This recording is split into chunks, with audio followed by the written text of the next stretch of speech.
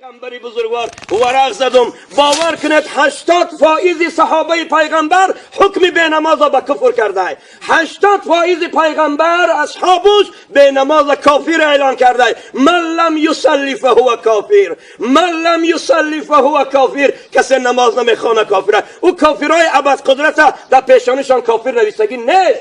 وقتی ایمان به خدا نداری، وقتی فرمان خدا را اجرا نکردی، من حالتت اون خدایی که امر کرد که نماز خوان نخواندی منو میبرند پیش او.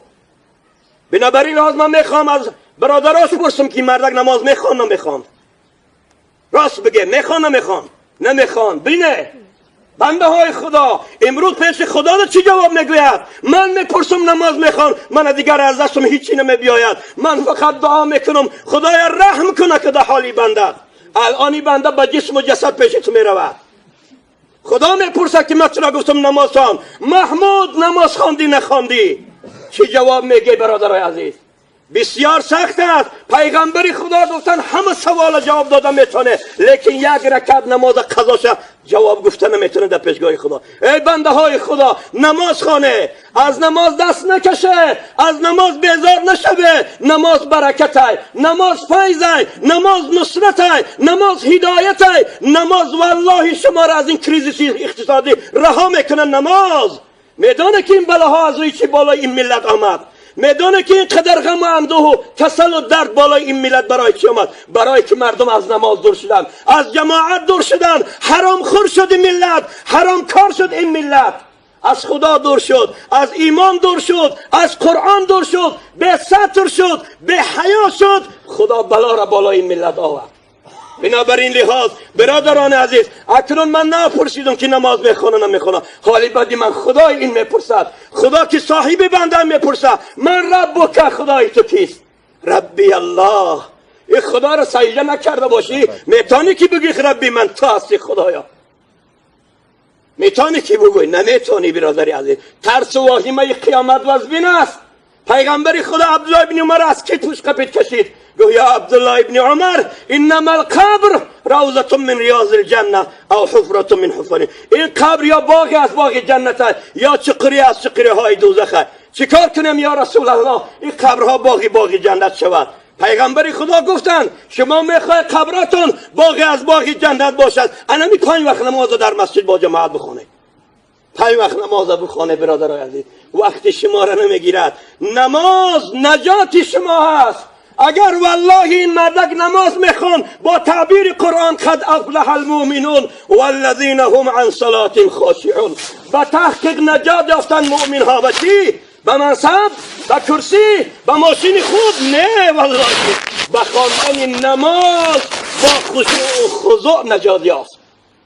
بعد نماز بعد نجات میابی. و الا بیدان که در پیشگاه خدا ذلیل و خار میموری. ای بنده اگر نماز نمیخوانی، اگر خدا را سجده نمیکنی، خار و ذلیل میموری در پیشگاه خدا. بنابراین لحاظ پیغمبری خواهی حقی ما با همچون بنده خدا همچون یک مؤمن جنازه کردن است، با امیده که همین مردم گویند که اللهم اغفر لحینا. خدای اگر نمازم که نخوانده باشد، اگر روزه هم نگرفته باشد، اگر تو را اطاعت و فرمان برداری هم نکرده باشد، امید دارم که این بنده را از عذاب کردن خدای تو هیچی نمیگیری. پروردگار درگاهی به نیازی تو چنان وسیع است، رحمتی تو چنان وسیع است، وسعت رحمتی کل شی. رحمتی تو تمام عالم فرا گرفته. امید دارم که با سبب دعای این مستفیدا و به سبب دعای این جوانا و به سبب این دعای این جوان مردای مسلمان که الان از عبادت تو برآمدن، پروردگارا شاید دعای یکی از ما را قبول کنی و به حال همین بندت مهربان شوی، همین بخشی. با همین امید جنازه میکنیم. اللهم اغفر لی حینا و میتنا و شاهدینا و غایبینا و صغیرنا. دعا میکنیم.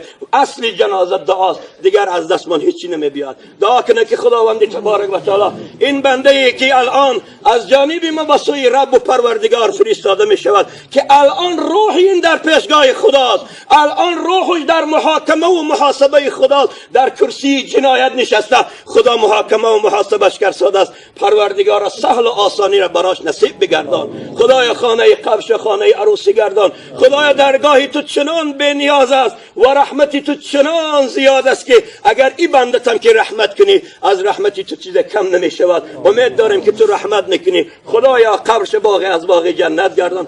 اگر یگان امر خیره، اگر یگان بار تو را از دل شکسته و دردمندیش اگر الله گفته باشد لااقل بسم الله الرحمن الرحیم گفته باشد، امید دارم که به سبب طفیل همون بسم الله گناهش بخشیده باشی. پروردگار گناهایی که از این بنده تو از ما سر زده باشد، از روی سهو و نادانی و از روی تکبری و غرور اگر گناه کرده باشیم، گناهی همه بندگانت را ببخش و بیامرز.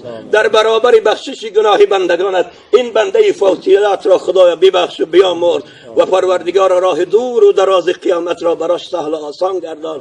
برای خانوادهش، برای فرزنداش پروردگار صبر جمیل عنایت فرما و برای شما اشتراک کنندگان جنازه ثواب قرات و قراتن نصیب گردان. آمین یا رب. رسول اکرم صلی الله علیه وسلم وقت جنازه که می آمد می پرسید حق الله و حق العبد. حق الله نماز و روزه آخی چی را پرسیم؟ ای مردم من میگم حق الله نماز خوانده نخوانده بچهش میگه نخوانده، چیکار کنیم؟ خدا تو شاهد باش آخی این دا و درخت شاهده، صدای من همه شنیده است. حق الله نماز خوانده نخوانده، عاجزیم هممون، هیچ که شاهدی نمیتید. رسول الله گفتن کسی نماز نخونده جنازش نکنه، چیکار کنیم؟ گپی پیغمبر گیریم در بلا میمانیم، گپی پیغمبر نگیریم خدا ما را وعید کرده. چیکار کنیم؟ این ملاها چیکار کنن؟ به نماز گر خفته باشد تو مرا پرسش مکن، دومی سگ بهتر بود از شومی هر به نماز. در کتابا میخونیم ملاها همت خوانده 4 کتاب، میگه به نماز اگر مرد او را جنازه نکنن، به نماز اگر مرد کفنش نکنن، به نماز اگر مرد در گورستان مسلمان رهش ندهن. حکم قرآن، حکم اسلام، ما نمیتونیم این حق پوشانیم. آنچه که خدا گفت رسول گفت همین. لیکن باز من میگم که ما همچون بنده مؤمن جنازش میکنیم. حق الله نماز و روزه و سایر عبادت کرد نکرد خدا غفور و رحیم است، توکلش به خدا میکنیم.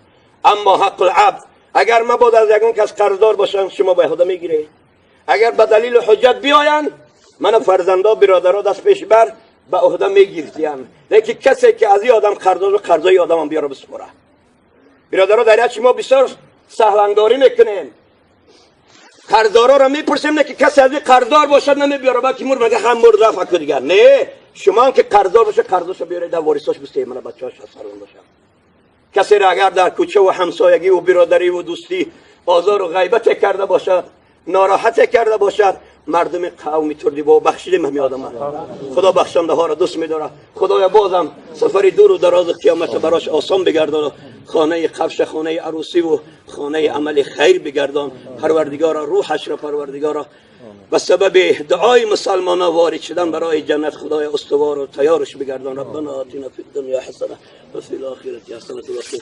برادران در نماز تنبلی نکنه، آنهایی که در پشت جنازه صدای من اگر بشنوند در نماز تنبلی نکنه، والله این روز که آمد دیگر پشیمان میشه، پشیمانی ندارد. سود بعد از خواب گردیدن، نه خواب شد نفس تا می تپد در تن، بکن فکر عبادت را تا زمانی که جان و دتنت حرکت داره فکر مردن تکن، فکر رفتن در درون تابوت و درون خاک تا بکن. بنده خدا همه من و شما میمریم، این نیست که این مرد من و شما باقی مانیم، کل من علیها فان، همه میمیرن، پادشاه ها میمیرن، بای ها میمرن، ظالم ها میمرن، متکبر و کافر ها میمرن، دنیا بدستا میمرن، ملا و ایشان ها میمرن، همه میمرد. و یبقى وجه ربک ذو الجلال والاکرام، تنها باقی میماند رب الله جل جلاله. بس دیگه کلی من شما هممون میمریم. امروز نوبت این است، فردا نوبت من است، فردا نوبت کسی دیگر است.